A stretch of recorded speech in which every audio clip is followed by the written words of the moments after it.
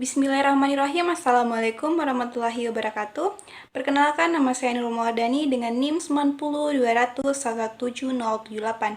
Dalam video kali ini, saya akan membahas terkait dengan komunikasi ketenagakerjaan. Apa sih komunikasi ketenagakerjaan itu? Komunikasi ketenagakerjaan adalah proses interaksi antara pemimpin dengan karyawannya. Lalu, seberapa penting sih komunikasi ketenagakerjaan itu dalam sebuah perusahaan? Di sini saya akan menjelaskan 5 poin penting komunikasi ketenagakerjaan dalam perusahaan. Yang pertama, memberikan alat untuk lebih memahami kebutuhan dan tujuan karyawan. Kebutuhan yang dimaksudkan di sini itu seperti kebutuhan kesehatan, pendidikan, dan lain-lain.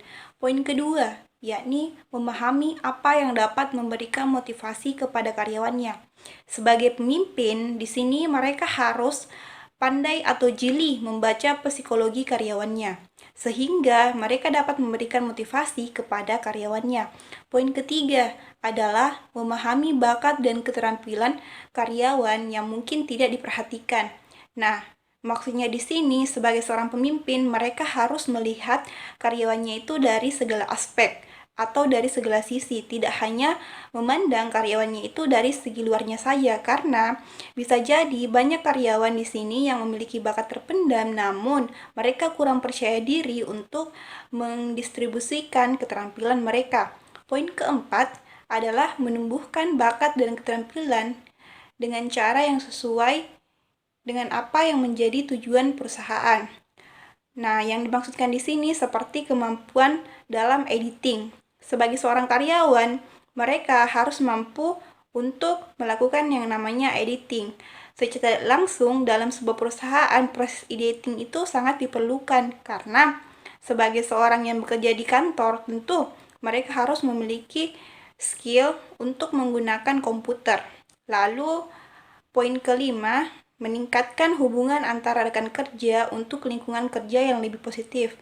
Nah, di sini maksudnya sebagai masyarakat sosial, tentu kita harus melakukan interaksi dengan orang lain.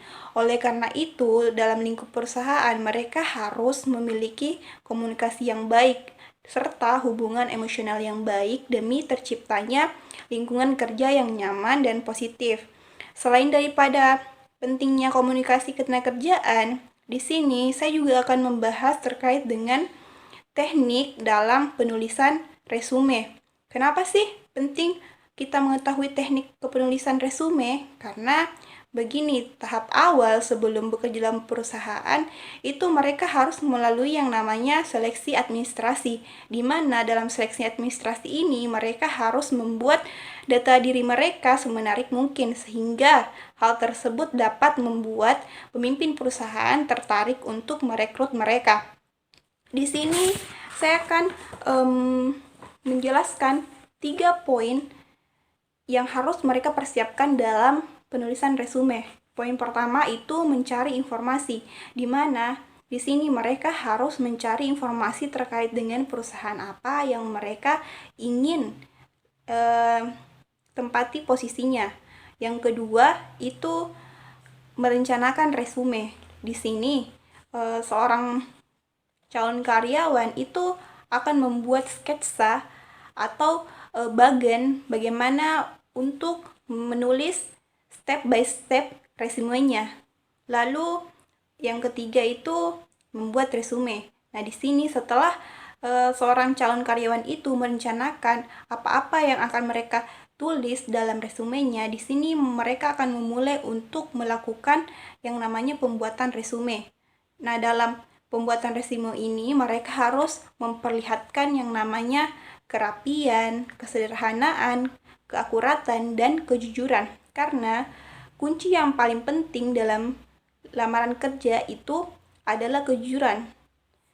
Setelah yang ada namanya pembuatan resume, tentu mereka akan memasukkan resume tersebut dalam perusahaan. Nah, di sini mereka masuk dalam tahap lamaran kerja, di mana mereka akan diseleksi satu persatu secara administrasi.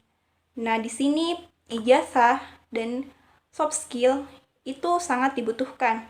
Tapi yang paling penting dalam tahap ini, apabila masih dalam tahap administrasi, itu adalah ijazah.